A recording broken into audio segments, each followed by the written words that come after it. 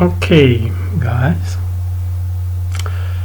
So for this part 5 of this beginning analysis of Professor Jiang's predictive history, we'll start looking at the methods, the means that are employed to convey the message.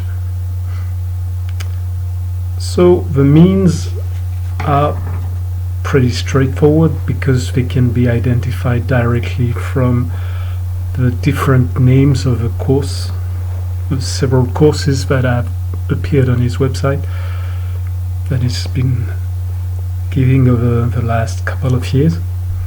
And they do appear also into some of the specific frameworks that he repeats or uses frequently into his courses. So for instance, one big theme is the theme of openness, energy, and cohesion that he uses to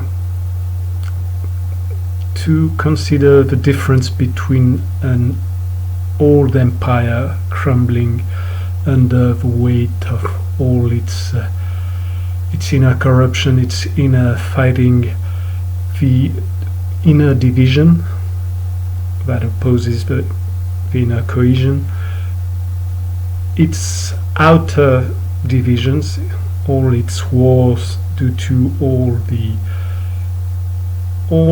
potential enemies it has built up and maybe integrated into itself. So there's inner pressure, there's outer pressure, there's a lot of wealth, there's a lot of competition.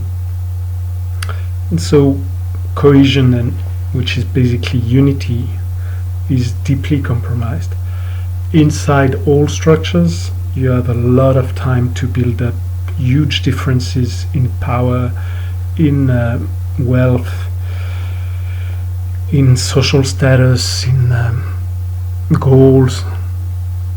You have a very wide diversity of populations that are integrated into the empire, and they may have a lot of different social status too. So basically you would find slave labors and what would be a bit higher up to some sort of middle class and eventually the ruling elites. But even these ruling elites would not be at all over time, would not at all be unified or be cohesive. Inside families, you'd find, if you take the Roman Empire as the archetypal empire, you would have after a while very, very strong divisions, including inside families for inheritance and whatnot, even more between gens, between noble families, and more again between personas, between big characters, and different influential forces. So the plutocracy and the military and maybe the populist parties would not serve at all the same goals. Once again, we find this idea of many layers: political layer, economical layer, maybe geopolitical or military layer. You would have a resource layer, you would have a financial layer. So all these layers that can be overlaid one on top of the other to try to look for points of coherence or interactions. So you're creating your permaculture map of this empire.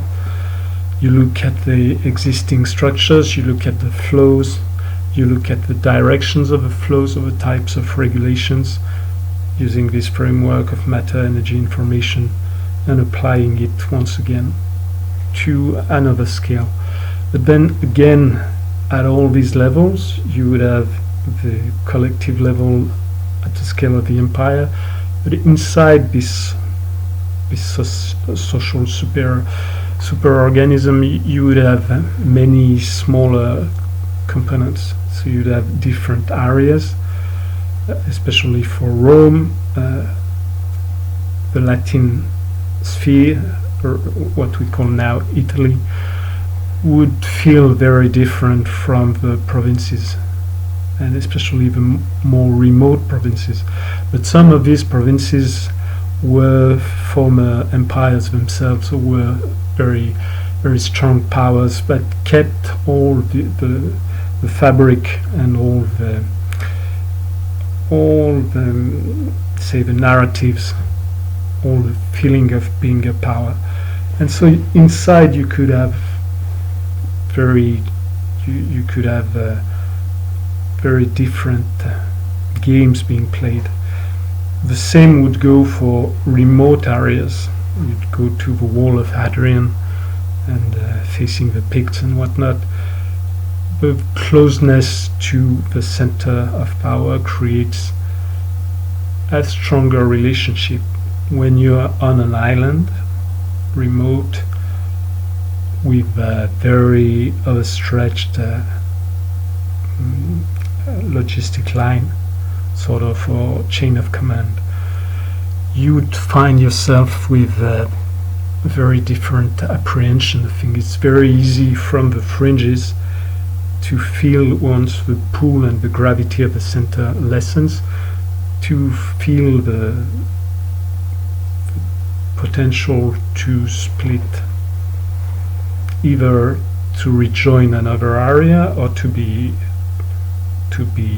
eaten, to be devoured by or retaken by another power, or just to proclaim independence and split from the main bulk of the empire. So as Jiang Xueqin describes, something you can check in all history, inside the centers you have stronger forces and stronger frictions applied between the component elements than outside. So there's more actual war going on inside, to a level you could think that maybe the internal war inside a person is stronger than any war that can happen with other persons. And inside a family, like the deep-seated jealousies between siblings and whatnot, for old stories dating back from the time one was a child and had barely any mental concept to make sense of the feelings. These can be even very, very strong forces, stronger even than the jealousies and competitions one can develop later. The same would go for each strata of life, and once you get into the seats of power, obviously there's a selection. In some way you could say that the people that are likely to win the game of power are the ones who played, one way to put it is, if you come late into a game, so the game is already established, your only chance of winning is to cheat, basically. Except if you're a genius, but it's either to cheat, to not play by the rules, which is the same as cheating, but this is breaking the game more, so that's being outlawed. You go out of the rules, and basically you revert to what's called criminality. But there's no way, if you're a new population or you're a new person and you arrive in this preset game where the old players have all the power, control the rules, know how to play the game, you have basically no chance of winning a competitive game. So the only way to change the situation for you, and not be a secondary player, or even just a slave or mercenary of the powers that be, is to absorb from the inside what's happening, analyze things, and then cheat, play people against each other, attack weak points, break down alliances, break down, betray, or if you go to another scale, play just another game. But when you play another game, you still need to keep a link to the existing powers. So I'll do a video most likely on the workings of power and what it could mean.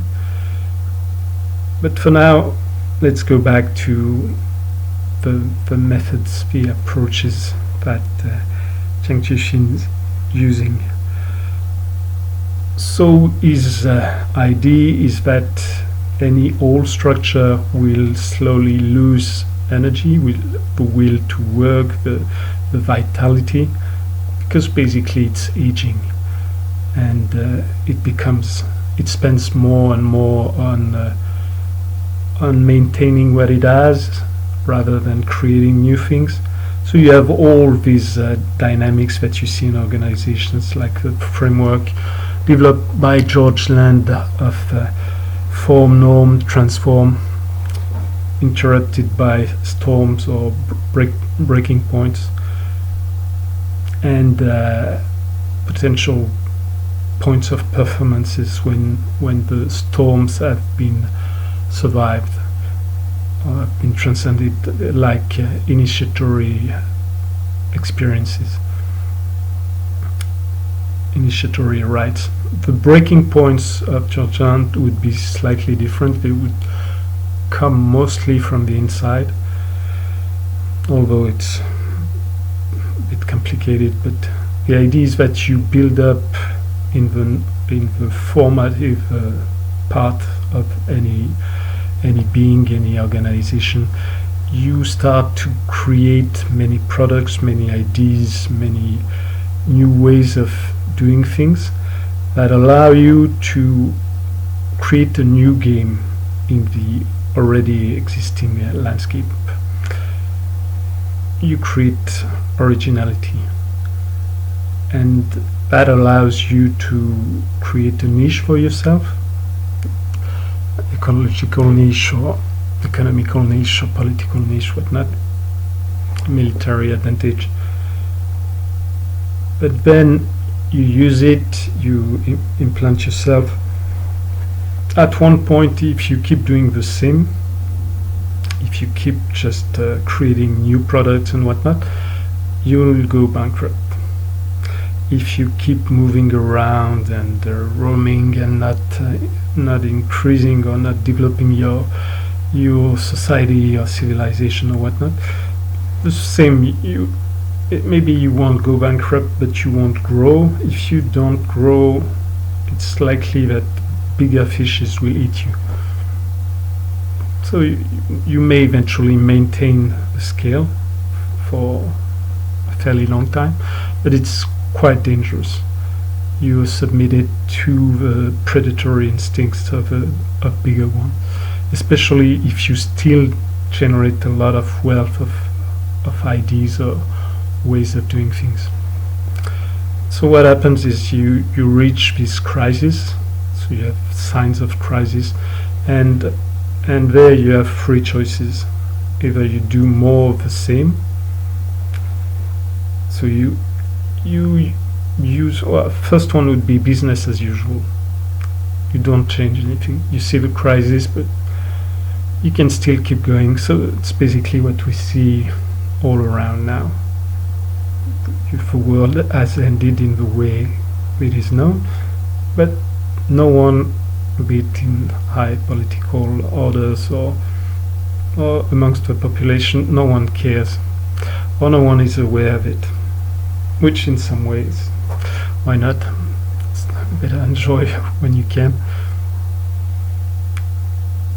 The next step is you were brought there by certain ways of doing things, certain ways of playing, and you think, well, that's what I'm good at, so if I do more of this, for sure I'll be able to compensate or to solve the crisis that I'm meeting now. So I need to become more of what I was before. I need to get back to my strongest habits, more ingrained practices, and so this leads to just more of what was creating the crisis, because the crisis is just the incremental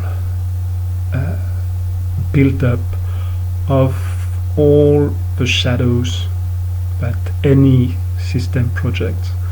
So if you're in ecology, any organism will consume some things, so will consume the same resources, reject the same resources, build up into the environment more of the things that are toxic for it, remove from the environment more of the things that it needs.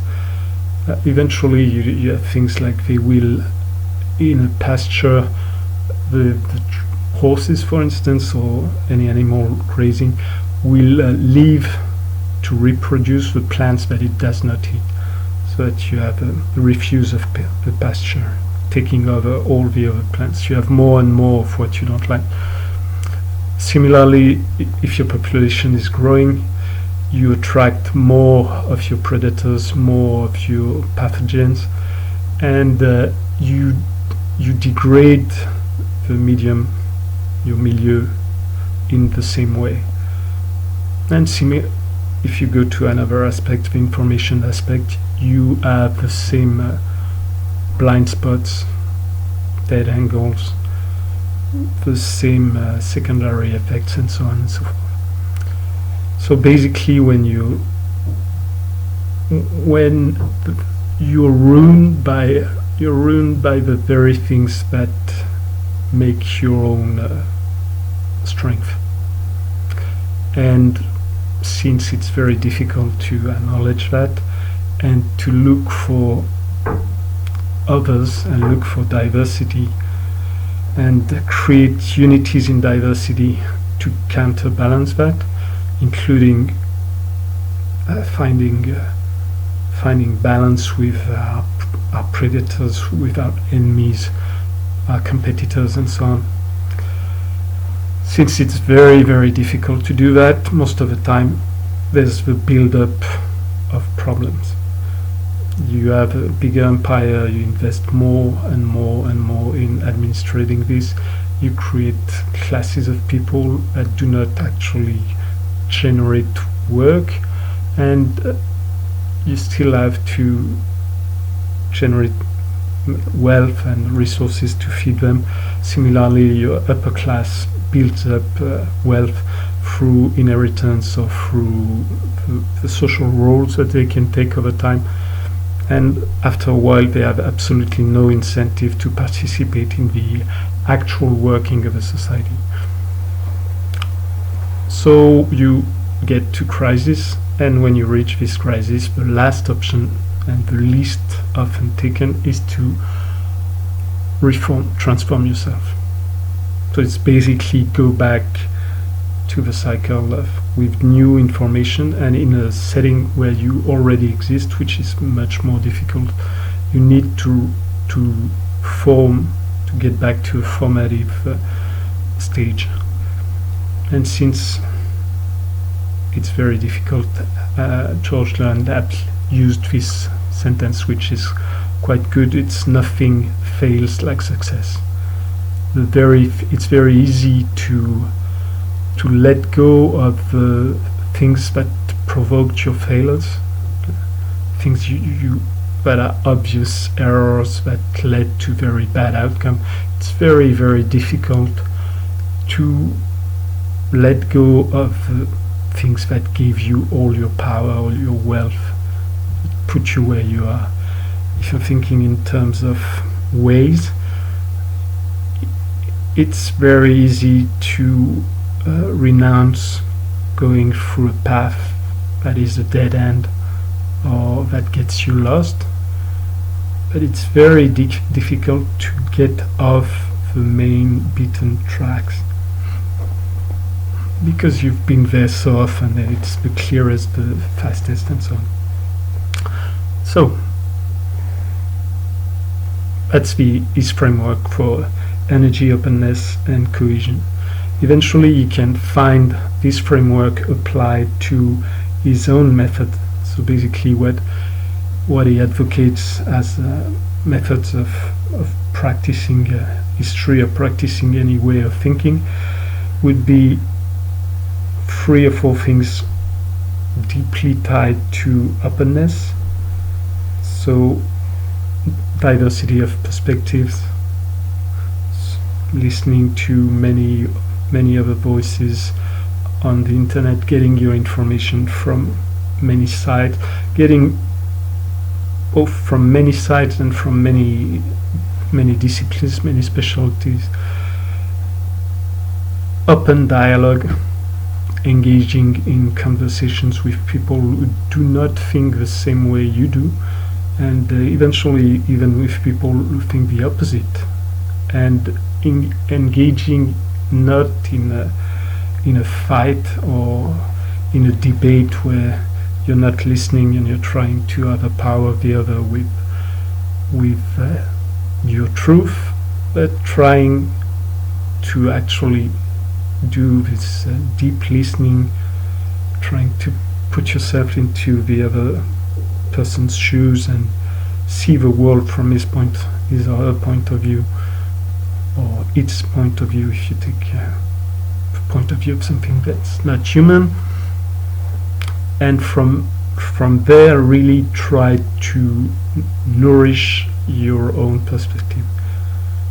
So this is another aspect of openness. Another very strong aspect of openness is the use of intuition and imagination,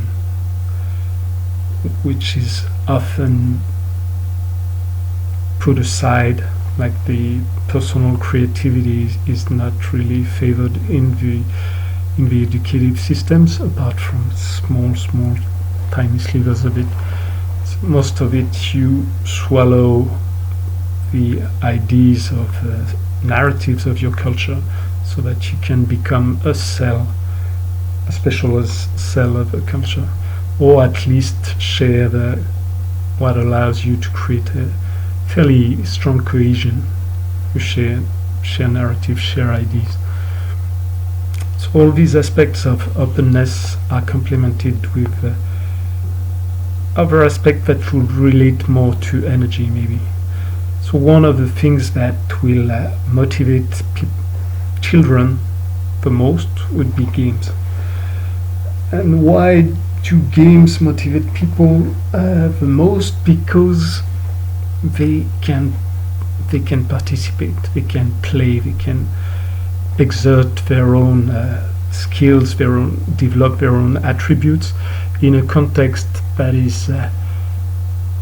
is not so serious and damaging, so that it creates trauma right away. It's sort of an ability to navigate in between futile and dead serious. So you have all these scales of serious play, serious game, pervasive games, all of the aspects of gamification where you turn something that's normally serious into a game, and the reverse aspect, when you do serious games, you turn games into serious practices where you do have not only incentives, but you have it's not rewards, you have whatever enjeu, you have an importance in the outcome. There's an involvement in what you get or what you lose. So that's part of the energy aspect, the playing games. And the way I see myself, like, or any people deeply into design of whatever thing, or Professor Jiang apply it is he uses role-playing games, strategic games, and all sorts of specialized games like economic games or things like this. So role-playing games is basically the first cultural element that allows a child to change his perspective. What if I was this person? What if I was my hero? Or what if I was this enemy? What if I was my victim, for instance? So you seldom play these levels of game when you're a child, but fast enough, when you get into games, you will play other people, other things than you. So theater would be a way to experience life. You get many alternative, so you get access to many alters, to many parts of others or parts of the world by playing them, by feeling them. So some aspects of this would be the most interesting would be to actually play. But even if you're only reading a book and putting yourself into the characters, or watching a TV show or series, or watching people and listening to what they do, you get part of the result. You're becoming someone, you're becoming someone's ideas, you're living someone's life for a small stretch of time. And through your ability of communing via empathy or mirror neurons, if you're moving and whatnot, then you get some content, you get some experience, or you get pre potentialities to open new experiences, although you do not develop the skills directly. So strategic games, all sorts of from chess to Go to board games and so on. War games, they allow you to develop this strategic imagination, to develop experience without having to fight so many wars. And you can develop experiences of many situations, many time, many places, and you can expand your experience, and you can try many things. You can lose. It has not much of an effect. You're not dead. Your head won't be chopped off because we were a lousy general. So you can replay the same game and test different things. So one could see that if all the players, the gamers of the world were used on games that were modeling real situations, and where you used all this huge imagination and play instinct, you could harvest it and harness it to provide ideas for actual situations, for actual problems. Well, they got the idea by putting gamers behind drones and slaughtering people, but whatever. So the other games that you could get, like economic games and whatnot, they allow you to develop certain skills that would not be normally into your curriculum, and you develop it in a way that's very, very different from what you get when you're at school, where basically your will to be there may not be strong, or the energy of the teacher. Maybe the teacher is not really passionate about his stuff, he doesn't want to be there, so you'll feel it and it becomes quite weak. So these three aspects, you will find them again. The one lacking for now is the cohesion aspect. I'll go back to it later. So right now, these aspects, you can find them also into the content, like the different courses. So one of the aspect of openness, you open yourself to the world and you try to soak in as much as you can. So one of the great sources of inspiration, great sources of lives, if you have one person and it seems as though he has legions inside, it could be because he has, as will be seen in IFS or voice dialogue, but it's also because someone who has read widely, who has seen widely, or even better, who has actually met many people, chatted with many people, traveled widely, will carry a diversity of perspectives.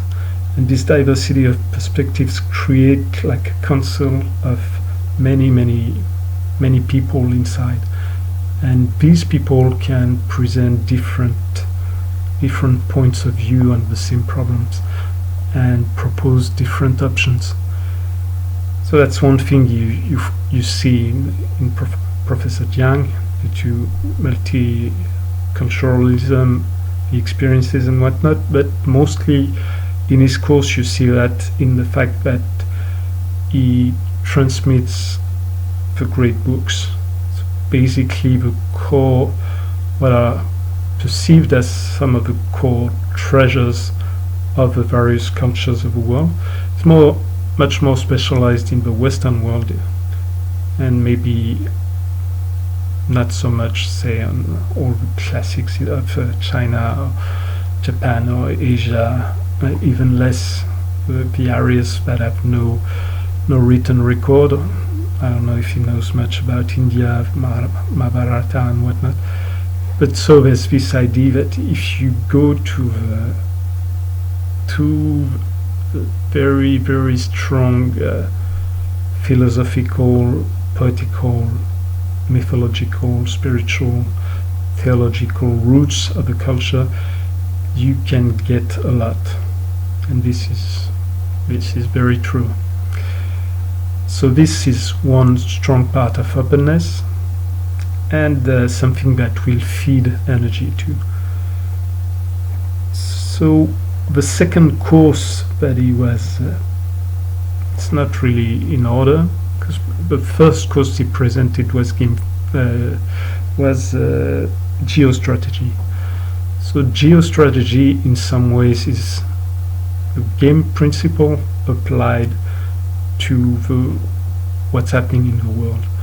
So we live lives of quiet desperations, where if you at the bottom you're basically a pawn, or not even, you're just a bystander. You do not actually feel like you're participating to the working of the creating of the world actively. If you go through any sort of initiatic experience or practice, say you do you went traveling, or you did a very good permaculture course, or or you went for big deep dive into meditation or anything like this, then you recover part of your agency and you see yourself as a player again eventually. But very often, even if you perceive yourself as a player, you'd be a player in some other games or side games, but we do not perceive ourselves, most of us, as players in the big game of this world, mostly because the game is completely rigged and corrupt and fairly obviously desperate, as our generation from the 70s felt deeply.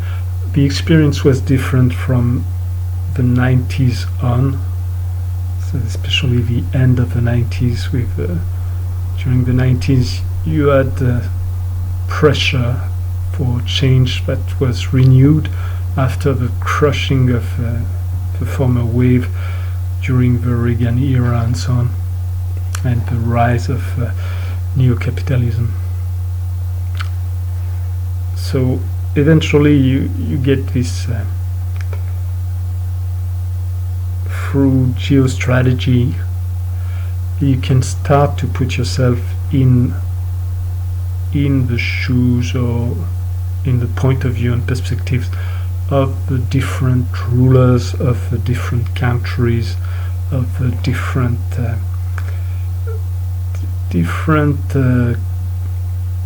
sides in any country or any group of interest, and you can start to play. You can start to think, what will they do, and why would they do that? Instead of being just instead of being the lamb for slaughter, that is taught to fear the wolves and birds of prey, but worship the butcher and obey the shepherd, you may start to see the world in different ways, more participate in the world, participate in, say, in nature first, but even in the social game.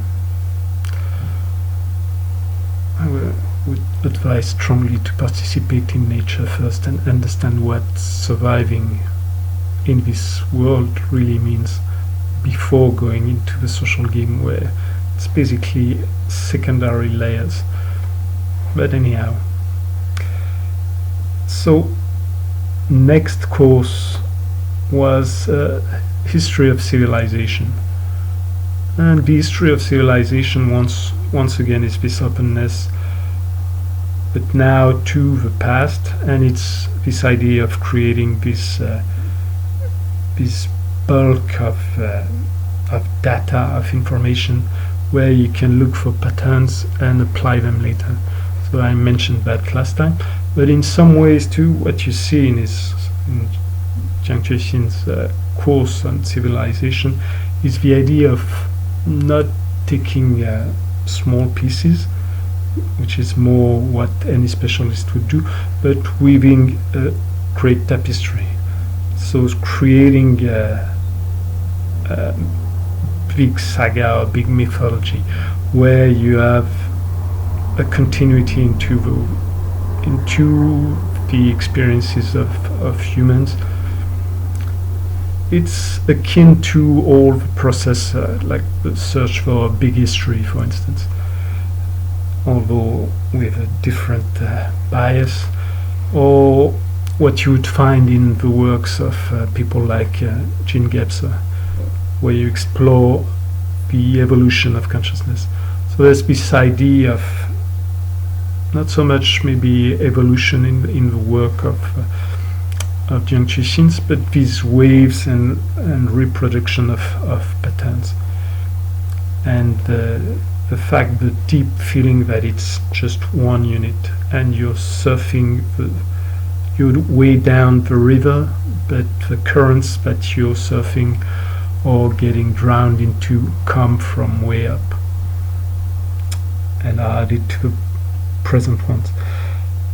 The last two courses, so the next one would be secret histories. Secret histories are the most controversial ones, and it comes from the idea that at one point part of the top players do not want you to even know the game you're playing, and do not want you to know who's playing. So this is this simple idea. If you unravel the idea of game theory, which is the last course, it could be put before secret history eventually, but so the idea, when you start to understand that the people who feel they can actually create their lives and influence their world or shape their worlds, people who have the most energy and maybe internal cohesion and openness to actually play the game in this life, these people will, if they're influenced by a narrative of competition and war of everybody against everybody, they will not play an open game. They will try to create the game, because the best way to win the game is to be the game designer. If you can create the game and create the rules, and especially if you can play it from a vantage point where no one can see you, then you have a huge advantage. Another aspect of it, so this would lead to the idea that the top players are sometimes hidden. They would be the powers in the shadows of the big monarchs, and oftentimes you see that it's the éminence grise in French, and the word in English eludes me now. So it's the advisor that seems like a nobody, but eventually is the main power for a long time. You can think of Tlacaelel, for instance, for the transformation of the Aztec Empire. And you see many Richelieu, many people like this over time. So these are the hidden players. And in some ways, when you go for the idea that you would have collections of hidden players trying to secure power or secure ends, finalities, objectives over time, then you get to the idea of secret societies. And secret societies, in one way or another, is something that does exist. Secrets are the basis of playing competitive games. You hide your cards, especially if you intend to cheat, or if you do not want people to understand that the game is completely rigged. So one aspect of the secret history is this. Another aspect would be tied again to the topic of eschatology that I explored last time, and it's the idea of eschatology is a way of creating this grand narrative, this grand storyline and journey, initiatory journey, with meaning and a deep drive, deep sense. So it's all the idea of sense making. You weave all these fragments that may be presented as random or as meaningless, as we do in modern philosophy, like existentialist philosophy or postmodernism. But it's very difficult to live with this, and eventually this also is one type of meta-narrative. So people who do not want to go for suicide as fast would try to find a meta-narrative that actually increases or provides a stronger drive and give more energy. And that would be, for instance, these ideas of eschatologies. So the highest order of finalities that one can pursue, the pursuit of a finality that goes until the end of time, until the actual revelation, the apocalypse of God's plan, of the nature of reality, of whatever. The end of ends. So the last course and last content, which is also the last method. So all these are at the same time the content and the method, and eventually the means of conveying both content and methods. They're part of the logos of each aspect, and eventually each one contains an aspect of pathos and ethos that I'll explore deeper next time. So game theory, I went about it. It's the understanding of the working of the world as a game, as a strategy game. So